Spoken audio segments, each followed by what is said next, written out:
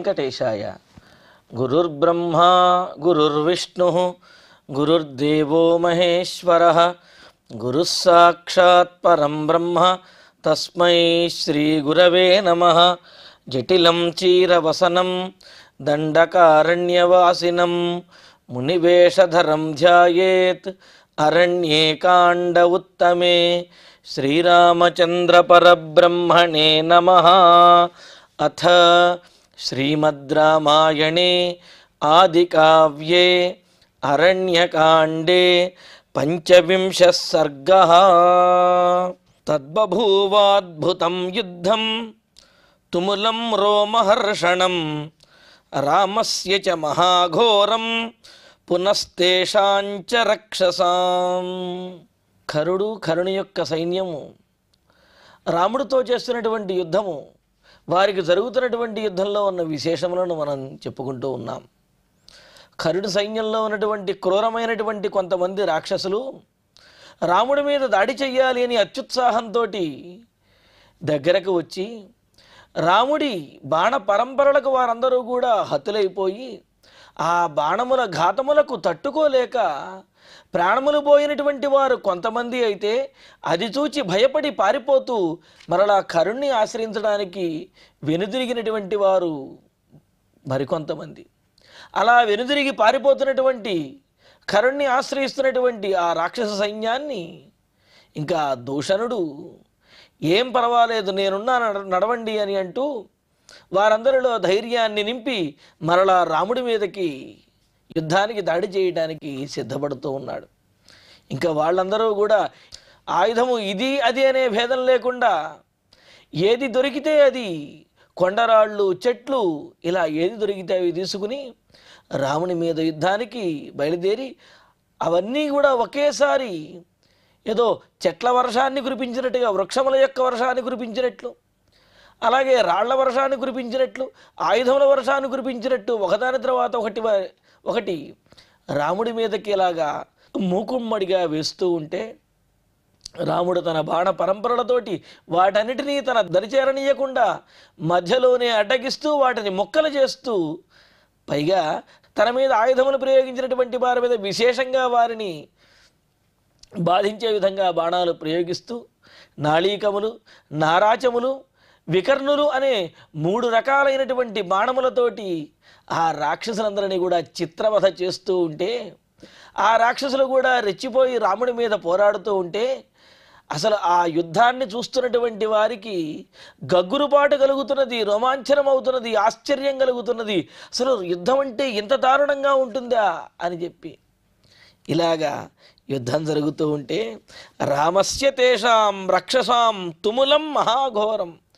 రాముడికి ఆ రాక్షసులకి జరుగుతున్నటువంటి సంకులమైనటువంటి సమరం. సంకుల సమరము అని అంటే అసలు ఎవరు అస్త్రం ప్రయోగిస్తున్నారు, ఎవరు ఉపసంహారం చేస్తున్నారు, ఎవరు దాడి చేస్తున్నారు, ఎవరు అడ్డుకుంటున్నారనే విషయం కూడా తెలియకుండా అలా ఏదో ఒకేసారి మూకుమ్మడిగా దొమ్మి అంటారు కదా, అలా రాముడి మీద దాడి చేస్తే వాళ్ళందరి మధ్యలో ఒంటరిగా ఉన్నటువంటి రాముడు వాళ్ళందరినీ కూడా ఇలాగా ఎదుర్కొంటూ ఉంటే ఆ సంకులమైనటువంటి సమరాన్ని చూస్తూ, పైగా ఘోరం, చాలా భయంకరమైనటువంటి సమరం, పైగా రోమహర్షణం చూసేటటువంటి వారు ఎంతటి వీరుడైనా సరే ఆ యుద్ధాన్ని చూస్తే రోమాలు నిక్కబడుచుకుంటాయట.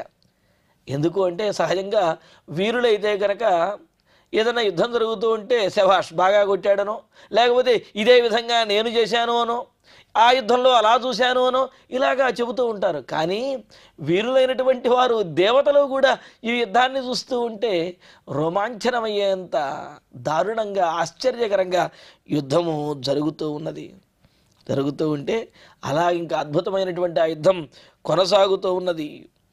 కొంతమంది ఇంకా తే సమంతాదభిక్రుద్ధా రాఘవం పునరభ్యయు. ఇంకా రాక్షసులు మరికొందరు మరింత ముందుకు వచ్చి, అంటే అత్యుత్సాహంతో రాముడి మీద మరింత కోపించినటువంటి వారు, అంటే తెగించారనమాట. ఇంకా ఏదైతే అదైంది, ఇంకా రాముడిని మనం ఎదుర్కోవటమే అని చెప్పి తెగించినటువంటి వారై కొందరు ముందుకు వచ్చి సమంతాత్ పునః అభ్యయు రాముడికి అన్ని వైపులా కూడా ఆక్రమించి, కొంతమంది ముందుకు వచ్చినటువంటి వారు, కొంతమంది అన్ని వైపులకి వెళ్ళినటువంటి వారు, ఇలాగా రాముడికి అన్ని వైపులా ఉండి ఒకేసారి ఆక్రమించి చుట్టుముట్టినటువంటి వారై మూకుమ్మడిగా మరలా దాడి చేస్తున్నారు. తైశ్చ సర్వా దిశో దృష్ట్వా ప్రదిశశ్చ సమావృతాః రాక్షసైరుద్యత ప్రాసైః శరవర్షాభివర్షిభిః. ఇంకా వాళ్ళందరి చేత దిక్కుల యందు ఆక్రమించబడిన వాడు, అంటే నలుదిక్కుల యందు కూడా ఆ రాక్షసులు ఆక్రమించారు. సరే, నలుదిక్కులు అంటే విదిక్కులలో మూలలలో ఖాళీ ఉంది అంటే ఆ మూలలలో కూడా రాక్షసులు వచ్చి చేరారు.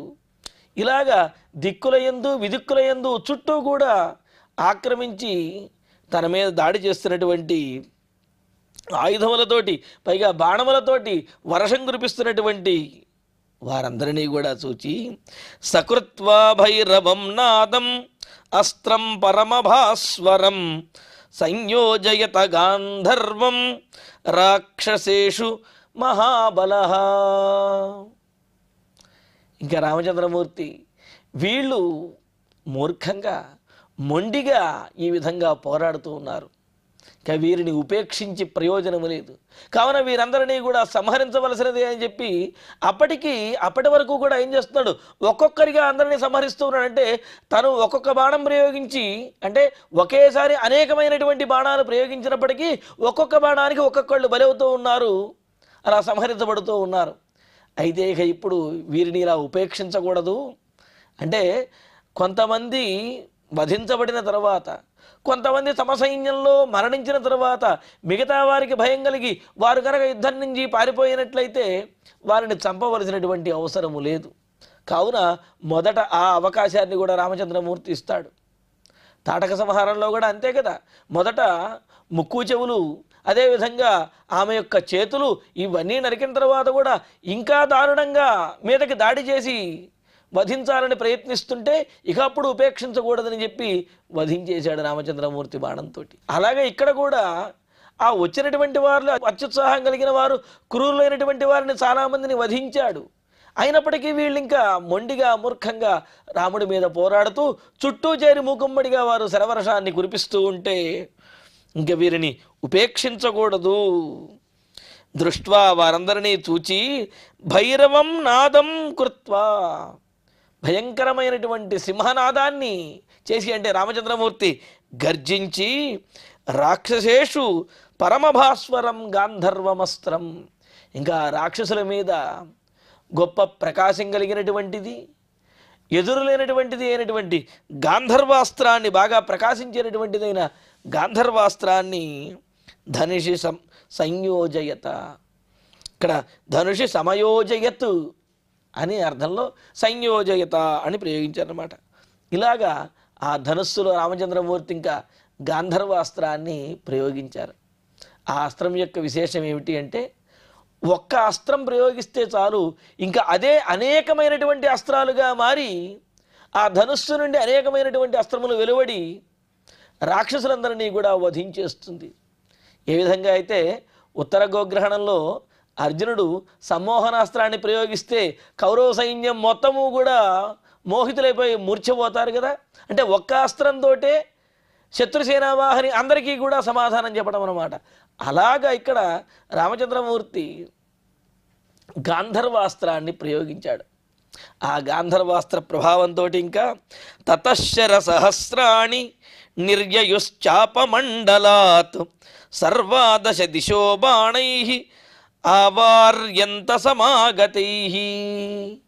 ఎప్పుడైతే గాంధర్వాస్త్రాన్ని రామచంద్రమూర్తి మంత్రించి సంధించాడో ఇంకా అప్పుడు తతః, ఇంకా ఆ తరువాత చాపమండలాత్, సంధించబడినటువంటి గాంధర్వాస్త్రాన్ని సంధించినటువంటి ఆ ధనుస్సు నుండి శరసహస్రాన్ని నిర్యయు, వేల కొలది బాణములు ఇంకా ధనుస్సు నుంచి వెలువడుతూ ఉన్నాయి.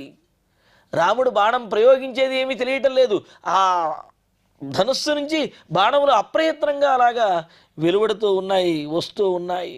వచ్చి బాణై దశ దిశ సర్వా అవార్యంత, అంటే 10 దిక్కుల వైపు కూడా ఈ రాక్షసులు రాముడి మీద దాడి చేయడానికి, పైన చుట్టుపక్కల అంతటా కూడా దాడి చేయడానికి చుట్టుముట్టారు. రాముడు ప్రయోగించినటువంటి గాంధర్వాస్త్రం, రాముడు సంధించినటువంటి ఆ గాంధర్వాస్త్ర ప్రభావంతో ధనుస్సు నుంచి బాణములు వెలువడి అన్ని దిక్కులను కూడా ఆవరించేశాయి. అంటే ఇంకా రాముడిని వారు ఏమీ చేయలేరు. అంటే ఏమిటి, రాముడికి రక్షణ కవచంగాను ఆ రాక్షసులందరినీ కూడా దాడి చేయడానికి ఇలాగా రెండు రకాలైనటువంటి ప్రయోజనములతోటి ఆ బాణములు రాముడి చుట్టూ, అలాగే ఆ ఎన్ని దిక్కులకైతే వారందరూ ఉన్నారో అన్ని దిక్కులకు కూడా ఆ బాణములు వ్యాపించాయి, ఆవరించేశాయి. ఆ తర్వాత నాదాదానం శరాన్ ఘోరాన్ నముంచంతం శిలీముఖాన్ వికర్షమాణం పశ్యంతి రాక్షసాస్తే శరార్దితాః. రావడానికి వేల కొలది బాణములు ధనుస్సు నుండి వస్తున్నాయి, కానీ అక్కడ చూస్తూ ఉంటే శరార్దితాహతే, ఆ బాణముల చేత, అంటే రాముడి యొక్క ధనుస్సు నుండి వెలువడినటువంటి బాణముల చేత పీడింపబడినటువంటి ఆ రాక్షసులందరూ కూడా అలా చూస్తూ ఉన్నారు. కానీ తే రాక్షసాః ఘోరాన్ శరాన్ ఆదదానం నపశ్యంతి, ఘోరమైనటువంటి ఆ శరములను అంబలి పొదిలోంచి తీస్తున్నటువంటి వాడిగా రాముణ్ణి చూడలేకపోతున్నారు. అంటే తీసినటువంటి విషయం కూడా వారికి తెలియటం లేదు. వికర్షమాణం, వాటిని ధనస్సులో సంధించి లాగినటువంటి విషయం కూడా వారికి కనిపించడం లేదు. శిలీముఖాన్ ముంచంతన్న పశ్యంతి, అలా లాగిన తర్వాత ఆ బాణములను గురిచూచి వదలటం కూడా ఈ రాక్షసులు ఎవరూ కూడా గమనించలేకపోతున్నారు, చూడటం లేదు. మరి ఏం చూస్తున్నారు వాళ్ళు అని అంటే, శరాంధకారమాకాశం ఆవృణోత్సదివాకరం బభూవావస్థితో రామః ప్రవమన్నివ తాన్ శరాన్. ఇక్కడ చూడండి, రాముడు బాణములను అమ్ములు పొదిలోంచి తీయటం కానీ, వాటిని ధనుస్సులో సంధించడం కానీ, దానిని లాగటం కానీ, గురిచూచి వదలటం కానీ ఇవేమీ వాళ్ళకి కనిపించడం లేదు. కానీ వాళ్ళ మీదకు వచ్చి బాణములు గుచ్చుకుంటూ వాళ్ళకి కలిగినటువంటి బాధ మాత్రం వాళ్ళకి విపరీతంగా తీవ్రంగా తెలుస్తున్నది. ఏం జరుగుతుందో తెలియటం లేదు, బాణములన్నీ కూడా వచ్చి వాళ్ళకి గుచ్చుకుంటూ ఉన్నాయి. మరి ఆ బాణ ప్రయోగాన్ని చూడలేకపోతున్నారు, కానీ బాణములు మాత్రం వచ్చి ఇలా గుచ్చుకుంటూ ఉంటే వాళ్ళ బాధ వర్ణనాతీతం. అంత చిత్ర విచిత్రంగా ఉన్నది యుద్ధం అన్నమాట. గాంధర్వాస్త్రం యొక్క ప్రభావం అదే. గాంధర్వాస్త్రాన్ని కనుక సంధించినట్లయితే చిత్ర విచిత్రమైనటువంటి అస్త్రములన్నీ కూడా వెలువడి శత్రువులని నానా రకాలుగా హింసిస్తాయి, నానా రకాలుగా వారందరినీ కూడా పీడిస్తాయన్నమాట. అలాగా రాముడి యొక్క ధనుస్సు నుండి వెలువడుతున్నటువంటి అనేక వేల అస్త్రముల చేత వారందరూ కూడా పీడించబడుతూ బాధపడుతూ విలవిలలాడుతూ ఉన్నాడు. ఇంకా అలా వచ్చినటువంటి అస్త్రముల చేత ఆ ప్రాంతమంతా కూడా వ్యాపించి, ఆకాశమంతా కూడా అస్త్రాలు వ్యాపించాయి. అలాగా బాణ వర్షములాగా రాముడి యొక్క ధనుస్సు నుంచి బాణములు వస్తూ ఉంటే, మరి మబ్బులు పట్టినప్పుడు, వర్షం పడుతున్నప్పుడు ఏ విధంగా అయితే ఆకాశము కనిపించదో, అంటే సూర్యచంద్రులు వారు కనిపించరు, అలాగ రాముని యొక్క బాణవర్షానికి ఆకాశం కనిపించడం మానేసింది, ఆకాశం కనిపించడం లేదు. అంటే అన్ని బాణములు, అన్ని వేల కొలది బాణములను రాముడు అలా గాంధర్వాస్త్రం ద్వారా ప్రయోగించాడు. తద్వారా అంతా ఆవరించినట్లుగా ఉన్నది. అలా ఆకాశం అంతా శరములు ఆవరించడంతో, బాణములు ఆవరించడంతో అంతా చిమ్మ చీకటిగా మారిపోయింది. శరాంధకారం, శరముల చేత ఏర్పడినటువంటి ఆ అంధకారంతో స దివాకరం ఆకాశం ఆవృణోత్, ఆ అంధకారము చీకటి సూర్యుడిని, అదేవిధంగా ఆకాశాన్ని కూడా ఆవరించేసింది. ఆకాశము కానీ సూర్యుడు కానీ కనిపించడం లేదు రాముడి యొక్క బాణముల వలన. తహతాన్ ప్రవమన్నివ అవస్థిత బభూవ, ఏదో నిప్పులు కక్కడం అంటారు కదా, అలాగా బాణములు వీరి మీద కక్కుతున్నట్టుగా రాముడు అలా నిలబడి ఉన్నాడు. ఆ బాణములన్నీ కూడా రాముడి యొక్క ధనుస్సు నుండి వెళ్ళి వారందరినీ హింసిస్తూ ఉంటే నిప్పులు చిందిస్తున్నట్లుగా రాముడు ఆ విధంగా ఆ శరములను వదులుతూ ఉన్నాడు, శరములను కక్కుతున్నట్టుగా కనిపిస్తూ ఉన్నదన్నమాట. అలాగా యుగపత్పతమానైశ్చ యుగపచ్చహతైర్భృశం యుగపత్పతితైశ్చైవ వికీర్ణా వసుధా భవతు. పైగా ఆ అస్త్రములు కొన్ని యుగపత్పతమానైశ్చ, ఒకేసారి పడుతూ ఉన్నాయి. పతమానై అంటే యుగపత్ ఒక్కసారిగా పడుతున్నటువంటి బాణముల వల్ల యుగపత్ భృశం హతై, బాణములేవో వచ్చి పడుతూ ఉన్నాయి ఆ రాక్షసుల యొక్క సైన్యం మీద. అలా పడినటువంటి బాణములకు తమ సైన్యంలో ఉన్నటువంటి ఆ రాక్షస సైన్యంలో ఉన్నటువంటి వారందరూ కూడా హతులవుతూ ఉన్నారు, ప్రాణములు కోల్పోతున్నారు, ఒకేసారి నేల కూలిపోతూ ఉన్నారు. అంటే రాముని యొక్క బాణములు వచ్చి పడటము, అవి పడిన తర్వాత వీళ్ళ ప్రాణములు పోవటము, పోయినటువంటి వారు ఒకేసారి కుప్పకూలి పడిపోవటం. అంటే గుంపులు గుంపులుగా రాముడి మీద దాడి చేయాలని వచ్చారు, కానీ రాముని యొక్క బాణములకు గుంపులు గుంపులుగా ఒకేసారి వీళ్ళందరూ కూడా హతులైపోతూ ఉన్నారు. బాణము తగిలిందా, ప్రాణము పోయిందా, వాళ్ళందరూ నేల కూలారా, ఇదే వాళ్ళకి కనిపిస్తున్నది తప్ప రాముడు బాణం ప్రయోగించేది ఇవన్నీ కూడా ఏమీ వాళ్ళకి తెలియటం లేదు. ఇదంతా చూస్తూ ఉంటే వాళ్ళందరికీ కూడా చాలా భయంగా ఉన్నది. పతమానైశ్చ పతితైశ్చైవ, పడుతున్నటువంటి వారు కొంతమంది అయితే అంతకుముందే పడిపోయినటువంటి వారు ఇక పడబోయేటటువంటి పడడానికి సిద్ధంగా ఉన్నటువంటి వారు అన్నట్లుగా ఇలా అందరూ తమ సైన్యంలో, తమ రాక్షస సైన్యంలో అలా కనిపిస్తూ ఉంటే ఇంకా వారందరికీ భయం కలుగుతున్నది. అంతేకాదు వసుధా వికీర్ణాభవతు, ఈ భూమంతా కూడా రాక్షసుల యొక్క దేహములతోటి నిండిపోయినట్లుగా ఉన్నదిట.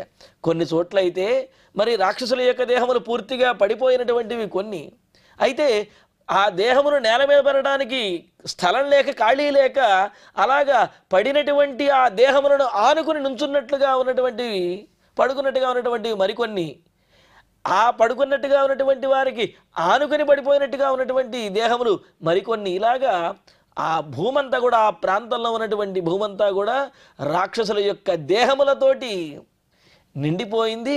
రాముని యొక్క బాణములకు ఆ రాక్షసులందరూ కూడా ఆ విధంగా హతులవుతూ ఉన్నారు. నిహతా పతితా క్షీణా చిన్నా భిన్నా విదారితా తత్ర తత్ర స్మ దృశ్యంతే రాక్షసాస్తే సహస్రశః. ఇంకా ఎంత దారుణంగా ఉన్నదో వర్ణిస్తూ అంటున్నారు. నిహతాః పతితాః క్షీణాః, కొంతమంది ఏమో బాణముల చేత కొట్టబడి ఆ దెబ్బలు తినటువంటి వారు కొంతమంది, దెబ్బలు తగిలి పడిపోయినటువంటి వారు కొంతమంది, వాళ్ళేమో అమ్మో ఇంకా ఏం ప్రాణాలు పోలేదు అని అనుకునేవారు కొంతమంది. ఇంకా మరికొంతమంది అయితే ఆ బాణములు తగిలి పిడుగుపడ్డప్పుడు ఏ విధంగా అయితే తాడి చెట్టు లాంటివి కూడా ఏ విధంగా పడిపోతాయో ఆ విధంగా బాణములు తగలటము, అంటే ఆ ప్రాణం పోయేటటువంటి బాధ కూడా తెలియకుండా ప్రాణాలు పోయినటువంటి వారు మరికొంతమంది అయితే ఆ బాణముల యొక్క వేగములకే స్పృహ తప్పిపోయి ఏం జరిగిందో తెలియనంతగా ఉన్నటువంటి వారు మరికొంతమంది. క్షీణాహ అంటే బాణములు తగిలి, అంటే మర్మావయవాల్లో కాకుండా సాధారణమైనటువంటి స్థలంలో, అంటే ప్రాణం పోయేటటువంటి స్థలంలో కాకుండా మామూలుగా చేతులకి కాళ్ళకి బాణములు తగిలి గాయములయ్యి ప్రాణములు కడగట్టినటువంటి వారు, అంటే ప్రాణములు చివరి దశకు వచ్చినటువంటి వారు, ప్రాణములు అరచేతిలో పెట్టుకున్నటువంటి వారు, అంటే కంఠంలోకి వచ్చినటువంటి వారు మరికొంతమంది. ఒకవైపును చూస్తూ ఉంటే, అంటే చూడండి ఇక్కడ బాణముల చేత పీడించబడి పడిపోయినటువంటి వారు ఒకవైపున, పిడుగుపాటువంటి బాణములకు బలైనటువంటి వారు మరొక వైపున, మరొక వైపునైతే కనుక బాణములు తగిలి ఆ గాయములతోటి ప్రాణములు చివరి దాకా వచ్చినటువంటి వారు మరొక వైపున, మరొక పక్కన శరీరములు, అంటే రాముడి యొక్క బాణములకు ఆ శరీరములు రెండుగా చీలి మొండె ఒకవైపున, తల ఇంకో వైపున, అలాగా శరీరం సగం ఒకవైపున సగం ఇంకో వైపున పడినటువంటి వారు మరికొందరు విదారితాహ. విదారితాహ అంటే సహజంగా మనం వింటూ ఉంటాం, అడ్డంగా నిలువుగా చీల్చేస్తానంటూ ఉంటారు. ఇవన్నీ ఊరికనే మనం అనడానికి వినడానికి బాగుంటాయి, కానీ రాముడు చేసినటువంటి యుద్ధంలో మాత్రం ఇవన్నీ జరిగినటువంటివి. అంటే రాముడి యొక్క ఆ బాణఘాతములకు కొంతమంది రాక్షసులు అడ్డంగా చీల్చబడ్డారు, మరికొంతమంది రాక్షసులు తల నుండి నాభి వరకు చీల్చబడ్డారు, మరికొంతమంది రాక్షసులు పూర్తిగా చీల్చబడి అలా పడిపోయి ఉన్నారన్నమాట. ఇలాగా అక్కడ ఆ రాక్షసుల యొక్క సైన్యం చిందరవందరగా చాలా భయంకరంగా రాముని యొక్క బాణఘాతములకు బలవుతూ ఉన్నది.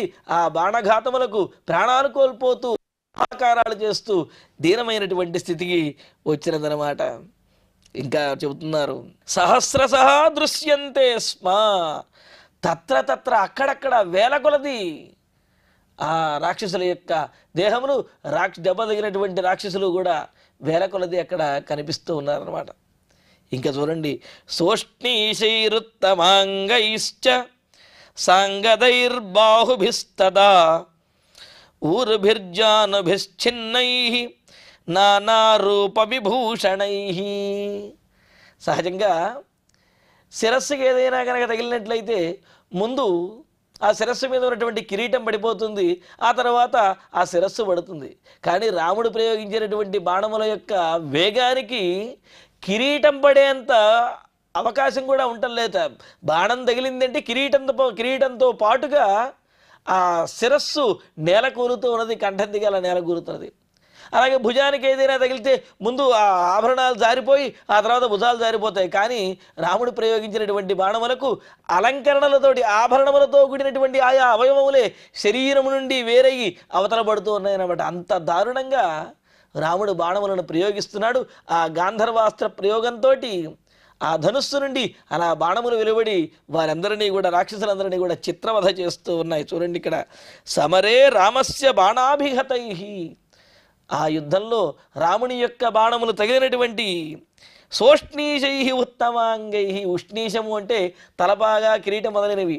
అలాగా ఉత్తమాంగములు ఏవైతే ఉన్నాయో వాటికి అలంకరించినటువంటి ఆభరణములతో పాటుగా వారి వారి శరీరము నుండి అంటే చేతులు, అదేవిధంగా ముఖము, తల, కంఠము ఇవన్నీ కూడా ఆ అలంకరించినటువంటి ఆభరణములతోటే శరీరం నుండి వేరే దూరంగా పడుతూ ఉన్నాయి. అంటే పడిన తర్వాత కూడా ఆ అలంకరణలు ఆయా అవయవములకే ఉంటున్నాయన్నమాట.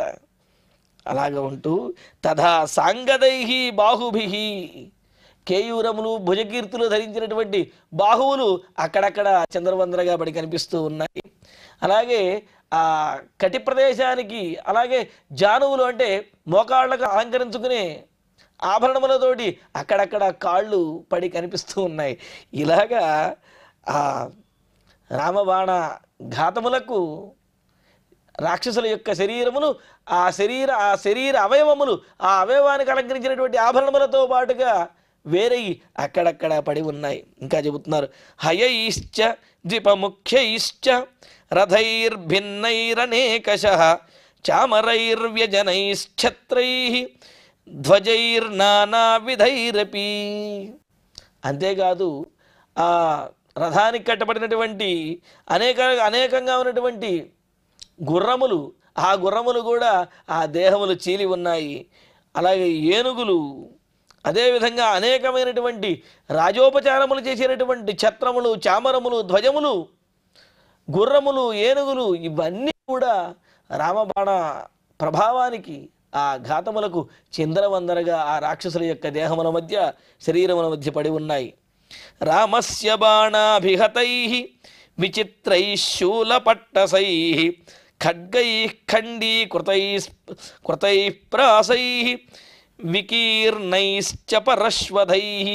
ఇటువంటి శూలపట్టిసములు అంటే ఆ రాక్షసులు ప్రయోగించినటువంటి శూలములు, అదేవిధంగా గండ్రగొడ్డళ్ళు, ప్రాసములు అంటే కనుక ఈ శూలముల వంటి పెద్ద పెద్ద శస్త్రములు ఇవన్నీ కూడా రామబాణములకు ముక్కలైపోయి అక్కడ చింద్రవంద్రగా అలా పడి ఉన్నాయి, చెల్లాచెదురుగా పడి ఉన్నాయి అని అంటూ చూర్ణితాభిశిలాభిశ్చ శరైశ్చిత్రైరనేకశః విచ్ఛిన్నై సమరే భూమి వికీర్ణాభూద్భయంకరం. మరి వారు చెట్లను విసిరేశారు కదా రాముడి మీద, చెట్లను, కొండరాలను విసిరేస్తే ఆ చెట్లు కూడా ఏ కొమ్మకి ఆ కొమ్మకు నరకబడినట్లుగా ఆ చెట్లన్నీ కూడా విడివిడి కొమ్మలుగా చిందరవందరగా పడి ఉన్నాయి. ఇక వాళ్ళు విసిరేసినటువంటి కొండరాళ్ళు అయితే గనక అవన్నీ మట్టి గుట్టల్లా పడ్డాయట. అంటే ఏమిటి, రాళ్లలాగా వాళ్ళు ప్రయోగిస్తే రామబాణములకు అవన్నీ కూడా పిండి అయిపోయి మట్టి గుట్టల్లాగా అక్కడ పడి ఉన్నాయట. ఇలాగా రాక్షసుల యొక్క దేహములతోటి, రాక్షసుల యొక్క ఆ ఆభరణములతో కూడినటువంటి దేహ అవయవములతోటి, గుర్రములతోటి, ఏనుగులతోటి, రథములతోటి, వారు ప్రయోగించినటువంటి ఆయుధములతోటి, చెట్లు, అలాగే ఆ కొండరాళ్ళ యొక్క పిండి, ఇవన్నీ అంటే ఆ కొండరాళ్ళ యొక్క మట్టి, వీటన్నిటితోటి కూడా ఆ ప్రాంతమంతా, పంచవటి ప్రాంతమంతా కూడా చిందరవందరగా భూమి అంతా కూడా ఆవరించినట్లుగా, భూమి మీదంతా ఎక్కడ ఖాళీ లేనట్లుగా అంతా కూడా రాక్షసుల యొక్క ఆ సైన్యంతో, వారి యొక్క కళేబరములతోటి, ఆయుధములతోటి నిండిపోయి ఉన్నది. మరి ఇంత ఘోరంగా రాముడికి ఆ కరుణి యొక్క సైన్యానికి యుద్ధం జరుగుతూ ఉన్నది. మరి ఇంతమంది మరణించిన తర్వాత కూడా ఇంకా కొన్ని వేల మంది మిగిలి ఉన్నారు. మరి వారందరూ అదేవిధంగా కరుడు రాముడి మీద ఏ విధంగా యుద్ధం చేశాడు? ఎందుకు అంటే తమ సైన్యంలో ఉన్నటువంటి వారిని ఇంత దారుణంగా రాముడు వధించాడు అంటే కరుడికి మరింత కోపం వస్తుంది కదా. మరి ఆ కోపంతో ఊగిపోతున్నటువంటి కరుడు రాముడితో ఎలా యుద్ధం చేశారు? వారిరువురికి జరిగినటువంటి యుద్ధంలో ఎలాగ వారు ఆ దివ్యాస్త్రములను ప్రయోగించడం కానీ, లేకపోతే ప్రయోగ ఉపసంహారములు కానీ ఎలా చేశారు? ఈ విశేషములన్నీ కూడా తర్వాతి ప్రవచనంలో తెలుసుకుందాము. ఇక ఇప్పుడు శ్లోకాలను పారాయణ చేసుకుందాము. దీనితోటి 45వ శ్లోకంతో ఈ సర్గ పూర్తయినది. తద్బభూవాద్భుతం యుద్ధం తుములం రోమహర్షణం రామస్య చ మహాఘోరం పునస్తేషాంచ రక్షసాం తే సమంతాదభిక్రుద్ధాః రాఘవం పునరభ్యయుః తైశ్చ సర్వా దిశో దృష్ట్వా ప్రదిశశ్చ సమావృతాః రాక్షసైరుద్యత ప్రాసైః శరవర్షాభివర్షిభిః సకృత్వా భైరవం నాదం అస్త్రం పరమభాస్వరం సంయోజయత గాంధర్వం రాక్షసేషు మహాబలః తతశ్శరసహస్రాణి నిర్యయుశ్చాపమండలాత్ సర్వాదశ దిశో బాణైః ఆవార్యంత సమాగతైః నాదదానం శరాన్ ఘోరాన్ నముంచంతం శిలీముఖాన్ వికర్షమాణం పశ్యంతి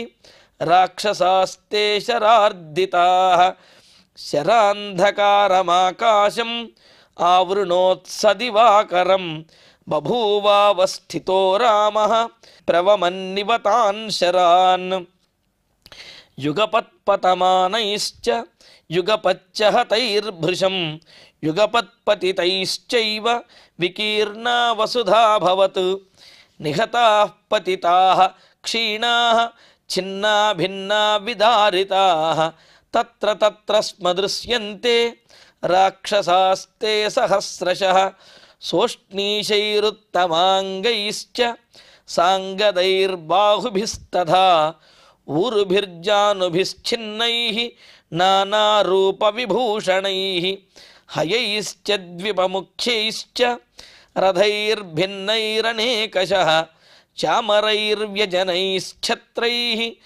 ధ్వజైర్నానావిధైరపి రామస్య బాణాభిహతైః విచిత్రైః శూలపట్టసైః ఖడ్గైః ఖండీకృతైః ప్రాసైః వికీర్ణైశ్చ పరశ్వధైః ఊర్ణితాభిః శిలాభిశ్చ శరైశ్చిత్రైరనేకశః విచ్ఛిన్నైః సమరే భూమిః వికీర్ణాభూద్భయంకరం. ఇత్యార్షే శ్రీమద్ రామాయణే ఆదికావ్యే అరణ్యకాండే 25వ సర్గః. ఇప్పుడు ఇంకా క్షమాప్రార్థన మంగళాంతంగా ఈనాటి ప్రవచన పారాయణ కార్యక్రమాన్ని పరిపూర్ణం చేసుకుందాం. యదక్షరపదభ్రష్టం మాత్రాహీనంతు యద్భవేత్ తత్సర్వం క్షమ్యతాం దేవ నారాయణ నమోస్తుతే. కాయేన వాచా మనసేంద్రియైర్వా బుద్ధ్యాత్మనా వా ప్రకృతే స్వభావాత్ కరోమి యద్యత్ సకలం వరస్మై నారాయణాయేతి సమర్పయామి. శ్రియః కాంతాయ కళ్యాణ నిధయే నిధయేర్ధినాం శ్రీవేంకట నివాసాయ శ్రీనివాసాయ మంగళం.